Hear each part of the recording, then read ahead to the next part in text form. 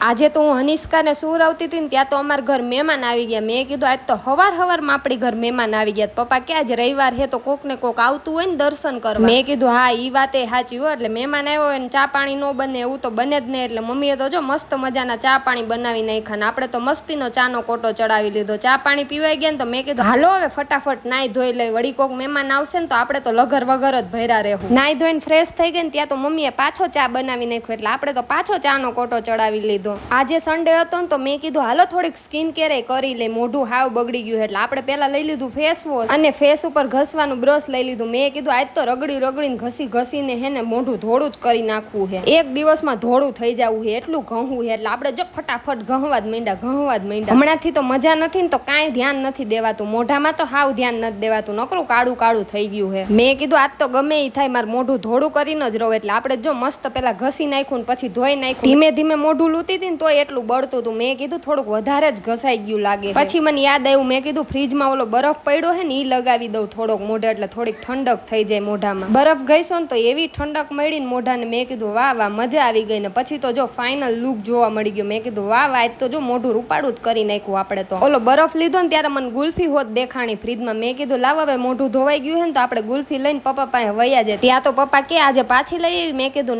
ના કાલે હું વધારે 2 લઈ આવી. પપ્પા કે વાહ આવડી ગયું તને ઈ કે. મેં કીધું આવા તડકાના કોણ રોજ બારે જાય એટલે થોડોક સ્ટોક કરીને રાખવો પડે ને. પપ્પા કે વાહ મજા આવી ગઈ આવા તડકાની ગુલ્ફી ખાઈને. મેં કીધું હા હજી એક ખાવી હોય તો હું લઈ આવી દઈશ તમારા માટે હું તડકો સહન કરી લઈશ. ગુલ્ફી ખવાઈ ગઈ ને તો મેં પપ્પાને કીધું પપ્પા હું થોડીક વાર બેહું દુકાન તમે થોડોક આરામ કરી લ્યો. તો કે ના મારે આરામ નથી કરો. મેં કીધું લાવો ને થોડીક વાર બેહું. એટલે આપણે જો પાછા દુકાને બેહી ગયા થોડીક વાર. પપ્પાને મોકલી દીધા અંદર. પપ્પા કે થોડો કઈ તડકો લાગે ને તો મને બોલાવી લેજે હજી માંડ હારું થયું છે. મેં કીધું હા બોલાવી લે. મને એમ થાય આખો દી તો બેઠા હોય થોડીક વાર હું બેહી લઉં તો એને આરામ મળે ને. હાથમાં ફોન હોય ને એટલે 3-4 કલાક તો વહી જ જાય આપણે. તમને બધાને મારા બ્લોગ ગમતા હોય તો કોમેન્ટ કરી દેજો. ન ગમતા હોય તો કોમેન્ટ કરી દેજો એટલે ખબર પડે વ્લોગ બનાવવું કે નહીં આગળ. તો હારું હાલો આજ માટે આટલું જ. મળીએ કાલના નવા વ્લોગ સાથે. Tata bye bye guys.